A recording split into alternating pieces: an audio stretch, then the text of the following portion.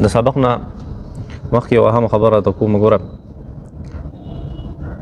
دا چې څونه د کم دور کې مونږ تېري وو که نه، بلکې د نبي کریم صلی الله علیه وسلم نه پس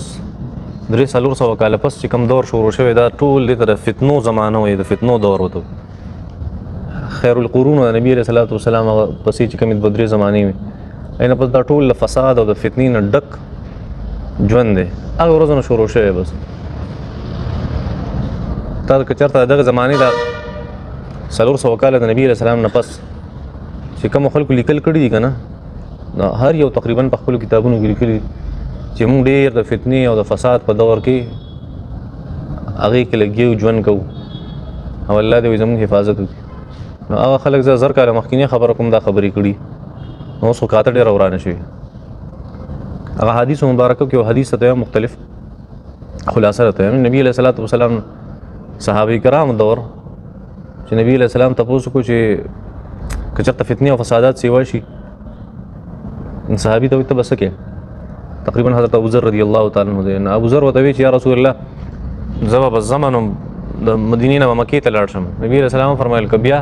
هلته هم فتنې وي نو بیا یا رسول الله ایران ته به لاړ شم، فارس ته. که هلته وي نو بیا وایي هند ته به لاړ شم، هند. بیا نبي اسلام ته فرمایل ټوله دنیا کې فتنې نو بیا فسادات یا رسول الله توره به راواله نو دا کار به کوم. نبي اسلام فرمایل د دې نه ښه دا دی چې بس یو ګوټ کې کښېني او د چا په کار کې کار نه ساتي. بس دا د کم دور دی. نبي اسلام هغه ته څه خبره کوي؟ د فتنې خبره ورته کوي. ابوذر الله داسې فتنو نه ساتلی و، خو مونږ ته یو لوی سبق چې وروسته که داسې حالات شروع شي نو تاسو به څه کوئ؟ میدان ته به رادانګي. دور داسې خطرناک دور دی که نه،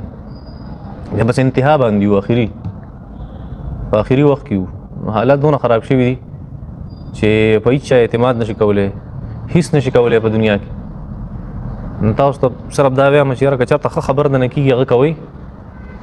او تاسو ته پته وي چې یاره د ښې خبرې نه هم نقصان جوړېږي بیا هغه هم مه کوئ. دا دور داسې دی. او دغه به زموږ والد صاحب موږ ته فرمایل، حالانکې هغه 15 کاله مخکینی خبره کوم، نو چې حالات هغه ډېر بل شانتي دي. آخري زمانه کې حدیث کې راځي چې انسان به دومره تنګ شي چې په قبر باندې ورغړي او وایي به چې یا لیتني مکانه، کاش چې زه د په ځای وای څونه به ښه وی. دا به تنګ شوي په دنیا کې، خودکشي به کولی نه شي ځکه چې هغه هم الله ناراضه کېږي، تنګ شوی به وي، ډېر بېسوره وي. نو هغې دور کې مونږ اوسېږو، دا یو حقیقتي حال دی. دا اوس عجیبه څیز راوتېری. مخکې هم تاسو څو میاشتې مخکې ما په دې بحث کړی چې په میډیا چېرته اعتماد مه کوئ. سوشل میډیا چې ده که نه، په دې اعتماد مه کوئ، ځکه د سوشل میډیا اکثر څیزونه هغه غلطي، اکثرو څیزونو کې 2 نمبرۍ. که چېرته ښکلې خبره ته میلاو شوه او تا وایي چې فایده مې ده بس ټیک ته ویله، او که تا ته پته ولګي دا چې دا زما په دې کې نه دنیاوي فایده شته نه اخروي فایده شته، هغه څیز ختموه. د آخرت فایده خو په هغې کې ډېره کمه ده. خاصې مثال در کوم تاسو ته، هغه سکپ کوئ، لر کوئ، دې څیزونه شیر کوئ هم دې نه ځان وساتئ. اوس دا AI دا کوم سیسټم چې راغلی دی که نه، اوس 2023 اخره کې اوس چلیږي، ورو ورو دا څه کېږي، اپډیټ کېږي، نوی کېږي، تازه کېږي. دا دونه ظالم څیز دی که نه. تاسو ته کله مخکې راغی تاسو ته ما په دې باندې یو لیکچر درکړم چې دا روغ سړی دی، دا صرف مخ راوالي په تصویر کې، د ویډیو نه تصویر نه، ستا دا مخ رالي او هلته په یو غلطه ویډیو په هغې باندې فټ کړي. خلک وایي که دا دی لګیا دی، خبرې به هم ستایي، اواز به هم ستایي، حرکتونه به هم ستایي. زه څه کې پخوا به خلک د دې نه یېرېده، وایي زه تصویر نه وباسم، کاغذونو والا تصویر به وکړم. ولې نه وباسم؟ وایي د دې څه پته لګي زما سر هغه کټ کې او بل چاته ولګوي چېرته، بیا هغې له تصویر وباسي او یو نوی تصویر به ترې جوړ شي. نو خلک به د دې نه یېرېده. اوس خو ویډیو څه کوي؟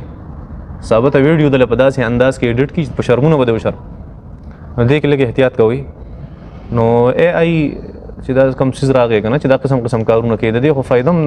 یو حده پورې شته چې کار پرې ډېر اسانېږي او کار پرې کېږي ډېر زر. د موبایل او د دې نېټ او د دې سوشل میډیا دې څه فایده هم شته، خو هغه ډېره لږه ده. نقصان د دې څیز ډېر سیوا دی. صلاحیتونه او زموږ د نسل هغه تباه برباد شو. نو AI هغه او دې نېټ او دې سوشل میډیا او دې څیزونه زموږ د نوجوان نسل څه وکړو، هغې صلاحیتونه یې تباه کړل. د دې دماغ اوس کار نه کوي. مخکې که به د نن 10 کاله مخکې که یو نسل ته یو هلک ته به یو څیز هغه یادېدو په 10 منټه کې، نو اوس یې په 10 غنټې کې هم هغه نشي یادولی. دا د دې څیز اثر دی، دا زموږ سره جیب کې پروت دی که نه، او لیپټاپ او موبایل او دا څیزونه، نو صلاحیتونه یې برباد کړه. بل قسم قسم بی حیايي او قسم قسم یو دا غلط فهمه دشمنه پروپاګاندا دا تمام څیزونه دی دونه سیوا کړ کنه چې که په ګډ کې مکینه د کور کنه څوک پری دی نه صرف دونه وکي چې ډېرې مودې نه تاسو ته لګي هم چا پس خبرې مکوئ چا پس خبرې مکوئ چا پس خبرې مکوئ مليانو ته مې عوامو ته هغه مې دې ورځې د پاره وی چې ګور داسې یو سیستم برای شي بیا به خلک بې عزته کوي بدل خو بالي کنه پریدي خو دې نه بدل خو بالي نو کله کله اسې په حسد کې خلک دا کارونه کوي او ځان صرف دونه وساته کنه دومره چې الله ته بس الله ته مخله ورتلې شي چې مونږ ځان دې چې الله له مخله ورزو کنه نو چې یریږو چې الله مونږ ته غلط کار کړي مونږ په غلط یو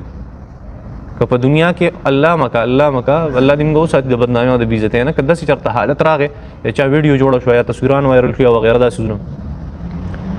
نو چې صرف دونه چې ته مطمئن چې ما څه غلط څه نه دي کړي الله پوه شه او کار یې پوه شه هغه انسان بې عزته کوي هغه انسان له عزت ورکوي بس نو چې الله ته بیا پرېښودی شي کم از کم چې دونه انسان هغه ځان برابر کړي او دا دور داسې دی چې چېرته یوازې مه ګرځئ یوازې نه اسیم حدیث کې من راغلی دی نبی اسلام فرمایل یوازې کوم سړی وزي کنه او سفر کوي وغیره دا شیطانی یا د سره شیطانی نبی اسلام فرمایل دویم کس یا دریم کس خصوصا حدیث کې راغلی چې درې کسان تاسو وزي دوم موزه یو قسم موزه دا سي دا نو دا یو طرف ته خصیص دی نو بل طرف ته ډیر نقصانی سیز دی او اوس دا عجیب خبره ده لکه یو طرف ته نقصان دا دی چې دې سړی سر راواله او ویډیو ته ورواچو په ویډیو کې سکی خلک وای دا دی لګیا دی خبرې هم نه دی आवाज هم نه دی نو که یو ګنده ویډیو ته داسې زور راغی نو ټیک ته بې عزتي خو به وشي دا خو یو نقصان خو دی د پاسه وختي مرګرو ته لګي بل یو نقصان دی ما بیګا سوچ کو په دی د دې د پاسه بل نقصان دا دی که نه چې ګناه به نور هم سیوا شي ورس که چا بچا پسې ویډیو وکړه هغه راپاسېدو چې دا خو زه قسم خورم په دې باندې او ما له څوک ثبوت راکړي او دا خو ای هغه ایډیټینګ شوی دی په دې باندې او دا ویډیو چا جوړه کړې ده نو خلکو ذهن ته ټولو ته دا راغله که نه چې یاره داسې کیدی شي ممکنه ده اوس به خلک ګناهونه کوي چې څوک د ویډیو کې یا ثبوت چوته خلک وایي چې دا ای ده دا د اعتماد چې کوم هغه دروازه هغه بالکل څه شوه هغه بنده شوه نو صرف دونه پورې وایم چې یار یو څیز تاسو په خپله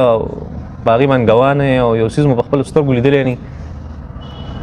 نو په هغې کې بالکل خبرې په هغې کې بحث او دا څیزونه دا مه کوئ او که چېرته په میډیا کې داسې څیزونه تاسو له راشي نو مخکې هغه فارورډ کوئ مه شیر کوئ مه د هغې وجه دا چې دا بیا په تاسو پسې حسابېږي الله دې موږ وساتي دې خبرونه چې خبرې مې نور هم ذهن کې وي خو بیا په بله موقع باندې به انشاءالله هغه زموږ والد صاحب رحمت الله علیه هغې یو مسله راغلې وه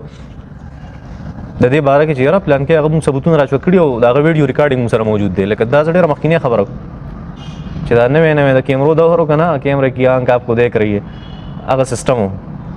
نو هغه چې د ویډیو خبر راغله که نه وایي چې ویډیو داسې وایي مولي صاحب له سخت قهر ورغی دومره غصه شو په دې باندې وایي دا تاسو ته چا ویلي په آلاتو باندې دونه اعتماد که تاسو سره ګواهي په دې مسله باندې او د هغې نه پس ما ته کیمره پیش کوي ټیک ده وایي تاسو سره انسان ګواه نه وي که نه تر هغې ورځه په دې څیزونو باندې عمل یو پېره دلته په شیرګل کې غلا شوی و چا نو سپي راوستي او مولي صاحب له هغه مسله په هغې هم ډېر غوسه شوی په انسان مو اعتماد ختم شو په سپو اعتماد کوي تاسو هغه ډېره خطرناکه لهجه وه زموږ د والد صاحب وایي چې سپی قوم وي نو په سپو به اعتماد کوي چې سپی قوم وي که نه وایي په سپو به اعتماد نو خلکو ته همدغه شانتي وي ستاسو دغه شی نو لکه انسانان د سره ګواه نه وي که نه نو وایي دا څیزونه زه نه منم حقیقت حال دا دی اوس موږ ته پته ولګېده چې کیمره څومره نقصاني شی دی په دې څه نه کېږي